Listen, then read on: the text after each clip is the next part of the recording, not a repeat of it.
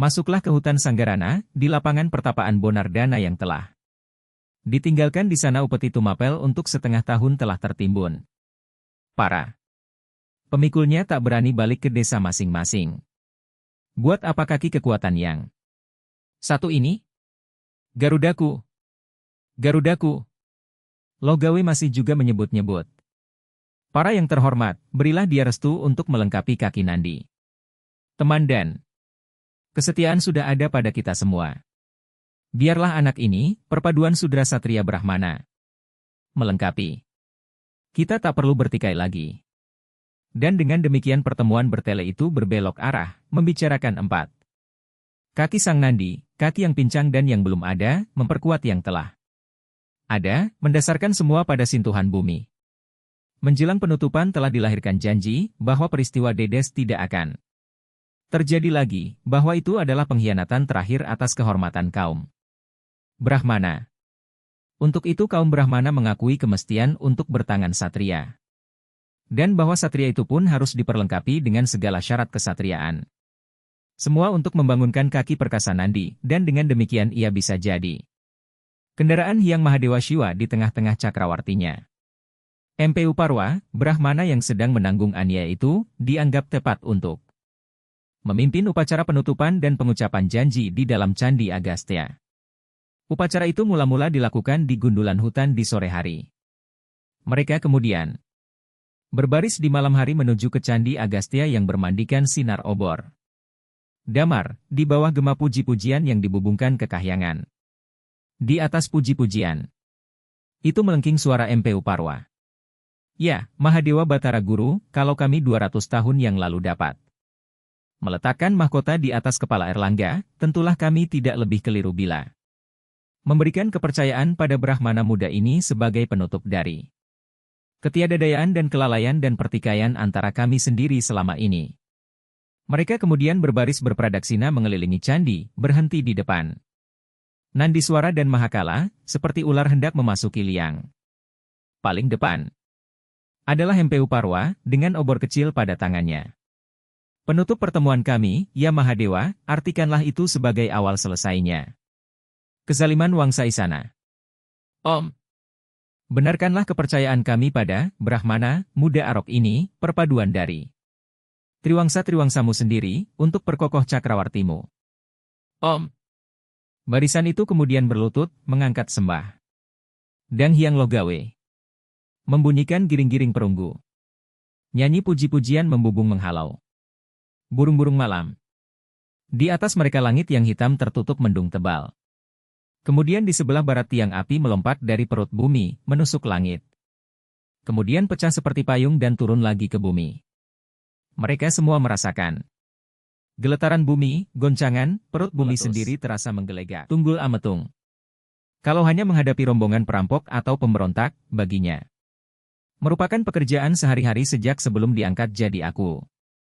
Ia tahu bagaimana menangani mereka. Orang yang mengaku Brahmana, berkumis sekepal, menutup dada dengan Durga Mahisa Suramardini, menghadapi seorang Tunggul Ametung dengan pasukan hanya seorang diri, jiwanya tergoncang. Orang seberani itu tidak bisa tidak pasti. Seorang Mahasiddha, seorang setengah dewa, seorang Batara, bukan Iawan. Baginya dan bagi pasukannya. Di atas kuda dalam perjalanan pulang pikirannya kacau. Ramalan resi dari Candi Erlangga yang menjanjikan kebesaran melalui Dedes mulai menerbitkan ragu. Perampasan berhasil atas upeti ke Kediri kini ia anggap bukan suatu perbuatan berandal-berandal nakal. Pembawa-pembawa upeti yang tak kunjung pulang pun bukan suatu kenakalan gerombolan perampok. Ia melihat adanya bangunan raksasa yang sedang dihadapkan padanya sebagai aku dan sebagai pribadi. Keterangan Arya Artia membangkitkan kecurigaan. Keterangan sisipan dari belakangka semakin mencurigakan. Orang-orang terpelajar yang tahu segala-galanya, pikirnya, tapi tak punya pengetahuan bagaimana menyembunyikan kerakusan sendiri. Ia dapat menduga belakangka mencurigai kesetiaannya pada Hyang Wisnu, pada Kediri. Mata-mata melaporkan, pandita negeri itu telah mengirimkan utusan ke Kediri. Ia tak boleh was-was lagi. Dengan satu pasukan kuda ia berangkat juga ke Kediri untuk melumpuhkan utusan belakangka. Semua yang bersangkut paut dengan manusia begini, baginya adalah latihan jasmani dan ketangkasan. Tetapi manusia Batara yang mengaku Brahmana dari utara sungguh-sungguh bukan tandingannya. Jelas dia bukan anak wayang belakangka atau Arya Artya. Dia lebih besar dari dua mereka sekaligus. Pasukan kuda itu berpacu tanpa mengindahkan aturan lagi, seakan tidak ada Tunggul Ametung di antara mereka. Karunia dijanjikan untuk mereka yang paling pertama dapat menangkap utusan belakangka. Tunggul Ametung sendiri ikut dalam perlombaannya sendiri seperti biasa. Orang tak mengindahkan lagi miring tegaknya. Umbul-umbul pekuan. Barang siapa tertinggal, dia jauh lebih tertinggal. Kuda-kuda dibutakan oleh tandaki dan menuruni bukit tanpa lelah, tanpa gentar. Dan lebih kencang lagi di dataran. Hutan, jurang, selokan dan anak-anak sungai. Dilalui tanpa perhatian. Mereka melalui sebelah utara Gunung Kawi dan Gunung Kelut, dan di sebelah selatan Gunung Anjasmara. Memasuki jenggala mereka terpaksa menunda pengejaran. Kuda-kuda telah kehabisan nafas dan keringat. Para pengejar kehabisan tenaga dan mata setengah rabun karena kotoran. Mereka tertinggal lebih setengah hari dari utusan Pandita Negeri Tumapel. Keesokan harinya, di tepi sungai Berantas mereka dapatkan seekor kuda tercancang pada sebatang kayu kapuk. Penunggangnya tiada nampak. Setelah diperiksa, benar. Kuda Tumapel. Cap bakar pada pinggul kuda menunjukkan kuda pekuan. Tunggul Ametung memerintahkan untuk menyisiri hutan sekeliling. Mereka tak dapatkan seorang penunggang kuda rakit juga kosong tanpa pengemudi. Tercancang di tepian. Dua buah kapal yang sedang belayar menghilir pun tidak memberi tanda akan adanya penumpang yang naik dari tepian. Pasukan itu kembali menghadap pada Tunggul Ametung. Dia belum menyeberang, kata. Aku itu. Demi Harimurti, ia bertolak pinggang, mengerahkan pikirannya. Periksa rakit itu. Orang mulai memeriksa rakit. Lihat, galah pendayung ada atau tidak. Ada, Yang Mulia. Perakit itu masih di sekitar sini. Cari, ia sendiri menebarkan pandang meneliti. Atas pepohonan. Bangsat! Turun, kau, matanya telah menangkap benda yang mencurigakan di balik dahan dan daun johar. Benda itu menyerosot turun. Kakinya terkelupas, merangkak mengangkat sembah. Pasukan kuda segera melingkari. Mengapa sembunyi? Orang desa yang hanya bercawat itu pucat, menggigil, sahaya takut. Tak urung hilang juga kepalamu. Mana penunggang kuda ini? Dengan jempolnya. Perakit itu menuding pada rakitnya. Di bawah rakit sahaya, ya, pangeran. Kembali rakit diselidiki. Mereka dapatkan penunggang kuda itu menggelantung di bawah rakit. Waktu dibawa ke hadapan Tunggul Ametung mereka mengetahui dia teman sepasukan sendiri. Tunggul Ametung menarik pedangnya, siapa suruh kau? Yang suci. Keluarkan surat yang kau bawa. Surat itu benar kepada yang tersuci di Kediri, mewartakan bahwa Tunggul Ametung Tumapel sudah mulai takut pada bayangan Hyang Durga, suatu pertanda wewenangnya atas Tumapel mulai harus diragukan. Tunggul Ametung ingin menyemburkan umpatan pada belakangka. Ia tak berani. Iya. Teliti wajah mereka seorang demi seorang, siapa yang bakal paling berbahaya terhadap dirinya. Semua menghindari tatapannya. Siapa hendak ikuti jejak pengkhianat ini, tanyanya. Jangan hinakan Sahaya sebagai pengkhianat, tangkapan itu membela diri. Sahaya hanya diperintahkan membawa surat ini, selamat sampai ke Kediri. Dari kejauhan nampak mengapa lari dari kami tidak teratur. Sahaya sangka bukan pasukan Tumapel. Kau orang Kediri, bukan Tumapel. Di mana kau dilahirkan? Jenggala. Yang Mulia. Menyerahkan kuda Tumapel pada ketidaktentuan, selamatkan diri sendiri di bawah rakit. Tugas Sahaya menyelamatkan surat, bukan kuda. Yang Mulia. Dengan kuda. Pasukan itu menyeberangi Berantas, meninggalkan dua bangkai di pinggir kali. Sampai di seberang mereka berjalan teratur, dengan seorang peseru jauh di depan, mewartakan akan lewatnya Yang Mulia aku Tumapel, Tunggul Ametung. Mereka memasuki Kediri. Di tengah perjalanan ke pusat kerajaan, seorang prajurit Tumapel berkuda. Menghindari papasan, membalikan kudanya di kejauhan dan melarikan diri. Tunggul Ametung melihat adegan itu, dan ia tak berani menjatuhkan perintah. Untuk mengejar, ia pura-pura tidak tahu. Pasukan pengawal pengiring itu semakin mengerti adanya persekutuan Kediri. Terhadap Tunggul Ametung persekutuan yang didalangi oleh Yang Suci Belakangka. Tunggul Ametung sudah tahu akan adanya persekutuan ini. Hasil pendulangan kali. Kanta tak pernah dapat disembunyikannya dari Kediri. Ia terpaksa menambahi jumlah budak baru dan Kediri menaikkan jatah upeti. Telik telah disebarkannya. Untuk menyelidiki kesetiaan Silpa Sastrawan Tumapel, Gusti Putra. Dan mereka tidak mendapatkan petunjuk. Sekiranya ada pun ia takkan berani mengganggunya. Ia membutuhkan tenaganya, mendirikan sebuah candi Wisnu yang megah untuk kehidupannya setelah pembebasan dari samsara. Ia sengaja sembunyikan perintahnya dan para pandita, takut tidak mendapatkan restu mereka, sebagai orang berasal Sudha yang hendak mencandikan diri. Tetapi Gusti Putra, juga seorang Sudra, telah membenarkan maksudnya. Yang ia tidak mengerti, apa maksud Belakangka memata-matainya. Dari hasil kali Kanta ia sendiri mendapat pembagian yang tidak sedikit. Ia tidak mendirikan istana di Tumapel. Kemana saja puluhan ribu saga emas yang telah diterimanya? Dan sekarang hendak dipergunakannya Hyang Durga Mahisa Suramardini sebagai jerat pada lehernya. Bukankah Yang Suci merupakan sekutunya untuk menimbulkan kembali perbudakan? Bukankah mereka berdua tetap tidak mempersembahkan jumlah budak yang sesungguhnya ke Kediri? Bukankah Belakangka membikin jerat pada lehernya sendiri juga? Pendahulu Belakangka tidak begitu cerdik. Kediri telah mengirimkan padanya untuk memimpinnya di bidang keigamaan, karena ia dianggap terlalu dungu, tidak berilmu. Ia kebaskan tanaman Kediri itu dalam suatu kecelakaan. Tapi Belakangka membenarkan semua tingkahnya, menjadi sekutunya yang terpercaya, maka dia tidak terkebaskan dalam Tumapel di depan itu langsung menuju ke Istana Ratu Angabaya Kediri untuk memohon izin menghadap Sri Baginda Kertajaya. Dengan izin itu ia menghadap. Juga yang tersuci MPU Tanakung kebetulan hadir, mendampingi Sri Baginda. Dan ia sendiri telah bersiap-siap menerima murka larinya prajurit kuda Tumapel. Waktu terpapasi menjadi petunjuk baginya. Belakangka telah mengirimkan 2 orang utusan dengan persembahan yang sama. Kau, Tunggul Ametung, setiap kali menghadap, setiap kali semakin banyak yang tak kau persembahkan.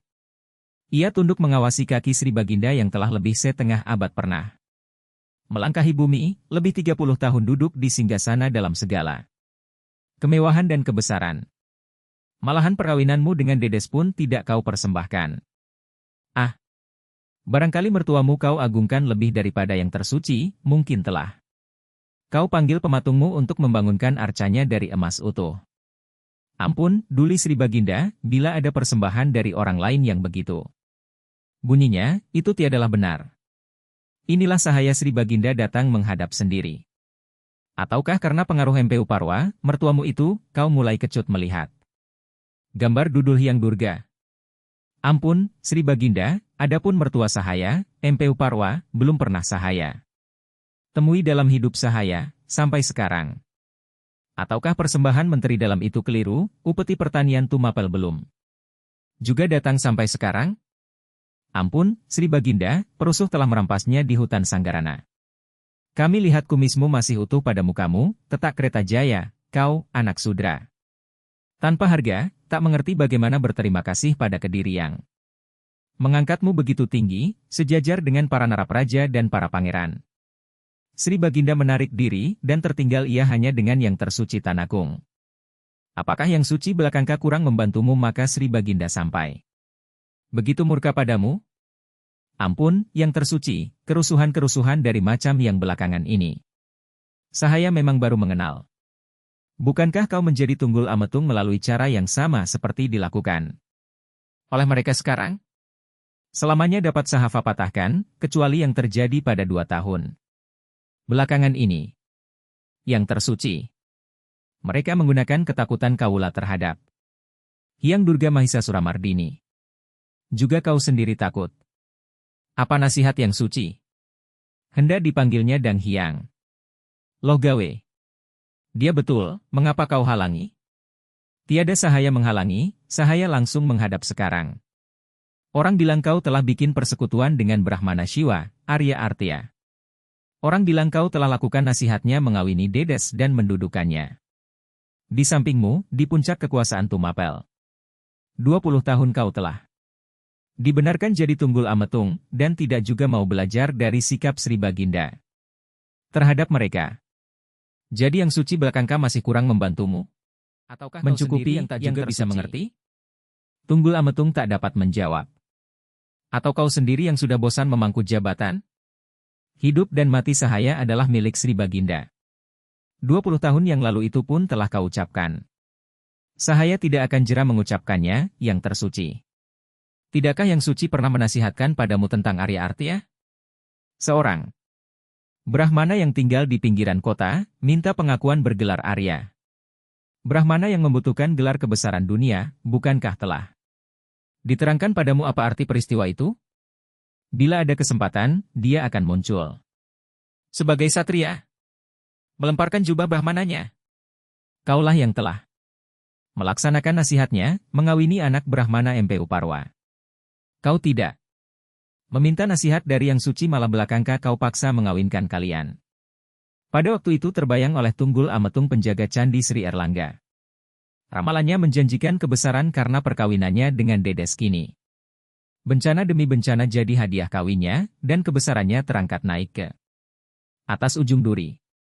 Baik, pergi kau pada Ratu Angabaya, pikirkan masak-masak sampai jawabanmu dapat kau persembahkan dan dapat difahami oleh Sri Baginda. Tunggul Ametung tidak diperkenankan meninggalkan Kediri. Dalam penahanan di Istana Ratu Angabaya, tanpa seorang penuntun pikiran, ia mencoba mendapatkan gambaran yang lebih jelas tentang Arya Artya. Yang tersuci memang tidak keliru bila menilai Brahmana itu sebagai seorang yang rakus akan kebesaran dunia. Belakangka selalu menjauhkannya darinya. Dan bukan tanpa alasan. Apakah Arya Artya sedang menggali lubang perangkap untuk dirinya?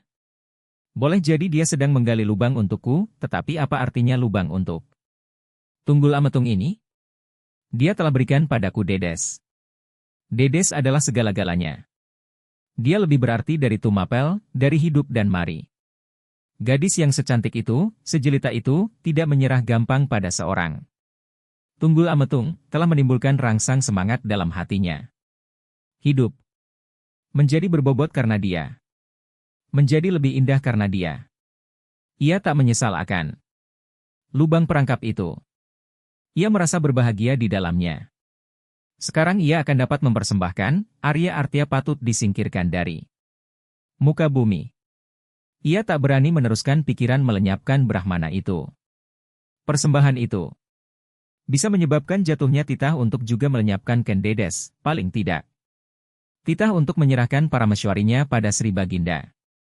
Ia tidak akan bicara sesuatu tentang Brahmana terkutuk itu. Ia akan mempersembahkan kaum Brahmana Shiva pada umumnya, dan ia bersedia menumpas semua mereka dari muka bumi. Juga MPU Parwa mertuanya, juga Dang Hyang Loh Gawe. Hanya itu persiapannya untuk mempersembahkan pada Sri Baginda Kertajaya. Selama beberapa hari itu. Selama itu pula hatinya gelap pekat digumul oleh kerinduannya pada Ken Dedes, ia mempersembahkan pada Ratu Angabaya telah siap untuk menghadap dan ia pun melihatnya, yang tersuci Tanakung yang menerimanya.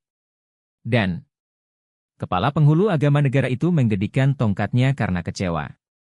Apakah selama 20 tahun belakangan ini hanya merampas dan merampok? Menyembunyikan banyak hal pada Sri Baginda saja yang kau pelajari sebagai aku? Apakah kau tidak mengerti, dengan penumpasan kaum Brahmana Shiva, semua pemeluknya akan menghadapkan mata dan taringnya pada Kediri? Apakah kau tidak tahu kaum Brahmana bukan satria? Mereka tidak akan membikin kerusuhan kalau tidak dirusuhi. Mereka tidak pernah bikin keonaran kapan dan di manapun. Bagaimana seorang aku bisa berpendapat seperti itu? Mereka telah membikin kerusuhan dengan menggunakan Hyang Durga. Mungkin itu bukan karena mereka yang tersuci. Kau belum pernah mempersembahkan bukti itu pada Sri Baginda. Para Brahmana adalah orang-orang terpandai dari seluruh negeri. Orang dungu, seperti kau ini, lebih suka melihat semua orang sedungu kau, maka kau ingin binasakan mereka. Kembali kau ke tempatmu. Pikirkan sekali lagi. Aku Tumapel kembali ke tempat penahanannya. Pada waktu itu ia menjadi ketakutan takkan diperkenankan kembali. Dan itu berarti ia bisa kehilangan segala-galanya. Wilayah kekuasaan, singgasana dan Dedes. Dedes, ya Dedes. Mengapakah setelah mengawininya, melalui jalan yang dibenarkan oleh para dewa, ia tertimpa begini banyak kesialan? Seorang aku, yang di negeri sendiri menggenggam jiwa semua orang, di Kediri tak ubahnya. Seperti anjing tanpa harga. Apakah Dedes yang memiliki kebesaran itu, dikasihi para dewa, dan Tunggul Ametung hanya menompang pada kebesatannya? Pikiran itu ia bantah sendiri. Semua kesialan dan kesulitan ini semestinya hanya biaya untuk kelahiran anaknya. Dan ia mendapatkan sesanti, ketenangan batin. Dengan pikiran itu, waktu menghadap lagi ternyata yang tersuci pun tidak sudi melihatnya. Hanya Menteri Dalam. Jadi kedatanganmu sekarang ini bermaksud untuk memohon titah? Baik. Akhirnya, kau cukup bijaksana. Upeti yang setengah tahun itu segera penuhi dengan denda. Sebanyak itu juga. Kau boleh kembali ke Tumapel. Keluar dari istana ia disambut oleh Ratu Angabaya dan dibawa pulang ke istananya. Waktu ia mohon diri untuk pulang Ratu Angabaya mengangguk-angguk. Aku masih punya persoalan denganku. Semua telah diselesaikan di istana. Yang mulia. Tentu. Tetapi persoalan denganku belum selesai, kataku. Pertama, kau telah membunuh orang Tumapel di daerah Kediri, bukan di Tumapel. Kedua, kau membunuh Kawula Kediri, si tukang rakit. Ada saksi yang kau kira tidak. Melihatnya, kecil, anak si tukang rakit, bersembunyi lebih atas dari bapaknya. Prajurit berkuda Tumapel yang lakukan itu, yang mulia. Soal ketiga dari perkaramu, kau menyuruh prajurit Tumapel melakukan itu, dan kau sendiri melihat. Mereka melakukannya, dan kau tidak mencegahnya. Keperluan menghadap Sri Baginda lebih penting dari jiwa. Mereka berdua. Bahkan Sri Baginda tidak sudi melihat mukamu. Kau tidak aku perkenankan pulang ke Tumapel. Aku Tumapel bisa dijabat oleh setiap orang. Ampun, Yang Mulia. Kau tahu urusan agama ini. Sri Baginda sendiri yang akan membuka pengadilan. Seperti setiap raja Kediri melakukannya dalam semua peristiwa pembunuhan atas diri Kawula di atas wilayah kerajaan. Lehermu akan putus. Ampun Yang Mulia Ratu. Dalam pencurian dan pembunuhan tidak pernah ada ampun. Tolonglah leher sahaya ini, Yang Mulia Ratu. Aku? Menolong buaya seperti kau? Pantas yang tersuci pun tidak sudi melihat mukamu lagi. Katakanlah apa harus sahaya perbuat. Persembahkan sendiri perkaramu pada Sri Baginda. Tidak mungkin. Pada yang tersuci. Tidak mungkin. Sang Patih pun telah menyerahkan perkara ini kepadaku. Yang Mulia Ratu Jua yang berkuasa atas leher sahaya, ia angkat mukanya. Ia tidak rela mari tidak di medan perkelahian. Ia tidak rela mati di medan agama. Sekiranya sahaya boleh membeli leher sahaya kembali. Ratu Angabaya meneleng padanya. Apakah lehermu ada harganya? Dalam pandang batin Tunggul Ametung membentang pendulangan Kalikanta. Dan seorang Ratu Angabaya sudah akan senang dengan 5.000 saga. Terserahkan pada Yang Mulia Ratu berapa harga leher sahaya ini. Apakah lehermu kau hargai tinggi atau murah? Mungkin cuma 5.000 saga. Aku kira cuma 1.000 saga. Berapa harga Kendedes? Kau tebus atau kau serahkan? Jagat Dewa. Sampai hati Yang Mulia menuntut istri sahaya yang tiada tahu sesuatu apa? Seorang Brahmani seperti itu tentu jauh lebih berharga daripada hanya seorang buaya. Aku kira harganya ada barang 7.000 saga. Sahaya akan usahakan, Yang Mulia Ratu. Aku sendiri yang akan pimpin pasukan membikin Tumapel jadi bubur. Pertama, Kalau mulut buayamu hanya baik untuk dilempari jangkar, kedua, kalau yang suci. Belakangka sampai cedera, biarpun hanya lecet meninggalkan Kediri dalam iringan pasukannya. 12.000 saga dalam setahun. Ia dapat rampas dan peras semua emas dari rumah. Kaula Tumapel. Pendulangan Kali Kanta tetap tidak diketahui oleh Kediri. Ia bersumpah dalam hati akan pimpin sendiri penyapuan emas pada semua biara. Shiwa. Ia tidak melalui jalan utara. Mula-mula pasukannya mengikuti jalan ke hulu. Berantas, terus ke selatan, baru kemudian menyeberang. Semua biara Shiwa dalam. Kekuasaan Kediri dalam perjalanannya ia serbu dan rampas semua logam mulia. Yang nampak dan tersembunyi. Tak dibiarkannya satu orang penghuni pun hidup. Ketakutannya pada Hyang Durga berubah jadi dendam kesumat. Semua patung yang ia temui ia hancurkan dengan pedang, juga yang dari emas atau swasa atau perunggu. Biara ia bakar dan ditinggalkan. Waktu memasuki daerah Blitar, ia melakukan perampokan dan pembunuhan lagi. Sekali ini ia menghadapi perlawanan dari barisan biarawati yang menggunakan pelempar anak panah. Ia kehilangan 2 orang anak buahnya, tapi tak urung dapat merampas alat-alat upacara dari emas. Memasuki Tumapel ia telah dapatkan lebih dari 7.000 saga. Dengan senyum puas ia perintahkan pasukan kuda berjalan lambat-lambat. Perjalanan ternyata tidak langsung menuju ke Kutaraja. Tunggul Ametung memerintahkan pasukannya berhenti di pinggir jalan desa. Ditunjuknya 10 orang prajurit untuk mengawalnya, sedang sisanya harus menunggu, tak boleh meninggalkan tempat. Tanpa membawa barang rampasan ia membelok ke kanan, memasuki jalan hutan. Menuju ke tempat rahasia pendulangan emas. Mereka tidak memapasi seorang pun, karena jalanan rahasia ini tidak boleh ditempuh tanpa izin dari pekuan. Mendekati tempat pendulangan segerombolan budak bersenjata menampakkan diri, bersujud dan meletakkan kening di atas tanah. Mereka adalah penjaga wilayah emas yang terpercaya. Semua lidah mereka telah dipotong untuk keselamatan rahasia. Tunggul Ametung turun dari kuda, berkata manis, kembali kalian di tempat semula, ia naik ke atas kudanya lagi. Dan meneruskan perjalanan. Gusti Putra berlutut dan mengangkat sembah.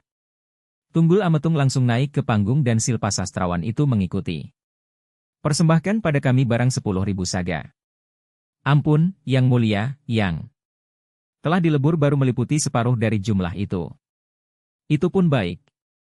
Gusti Putra membungkus 5.000 saga dalam tapas, diikat dengan tali rotan. Dipersembahkannya pada Tunggul Ametung. Sebelum aku itu berbalik. Meninggalkannya ia bersembah. Ampun, Yang Mulia, karunialah sahaya kiranya perkenan untuk menengok anak. Dan istri sahaya. Anak dan istrimu akan didatangkan kemari. Ampun, Yang Mulia, bukan maksud sahaya menjadikan mereka budak di sini. Jadi kau mengerti. Apakah kau merasa dirimu budak? Dengan tidak diperkenankan pergi barang kemana sahaya kehendaki, sahaya memang budak. Kau bukan budak. Apakah kurang cukup gelar Gusti keahlian membangunkan rumah-rumah suci bukan? Untuk mendapatkan gelar Gusti dan bukan untuk tidak diperkenankan meninggalkan tempat. Bukankah di sini juga banyak anak dan perempuan? Yang Mulia, apalah gunanya ilmu sahaya bila hanya untuk jadi budak bergelar? Gusti, kau tinggal di sini. Kau takkan dapat lewati Jajaro itu tanpa jadi bangkai. Atau kau kehendaki aku panggilkan Jajaro itu? Ampun. Yang Mulia, sahaya masih ingin hidup. Tapi kalau itu Yang Mulia kehendaki, inilah diri sahaya.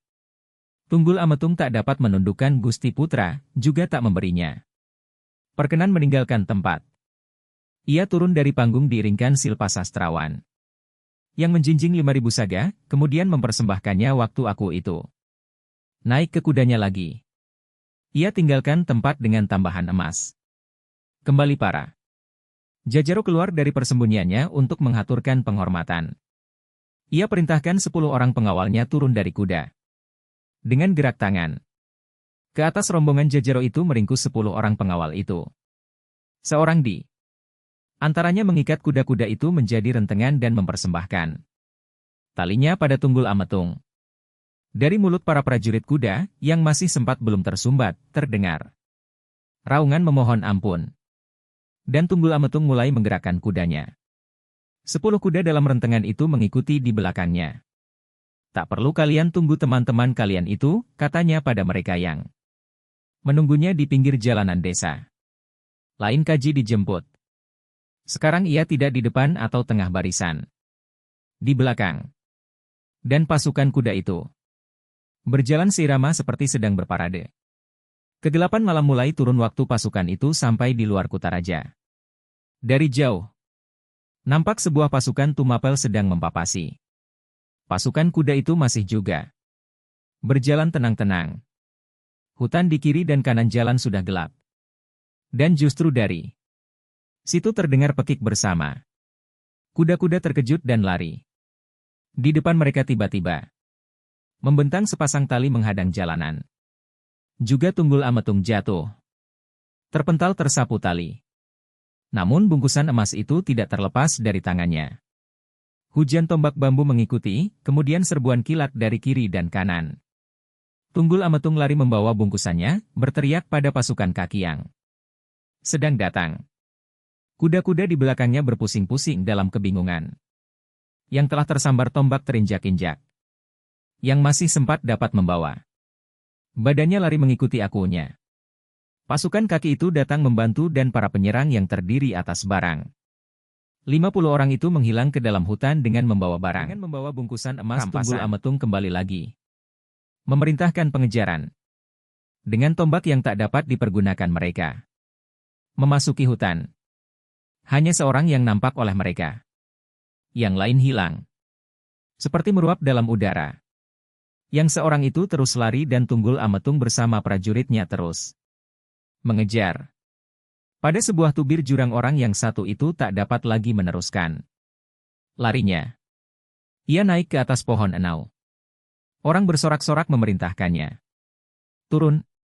Mata tombak-tombak teracukan ke atas. Turun, kau, perintah Tunggul Ametung. Kau akan diberi pengadilan yang baik.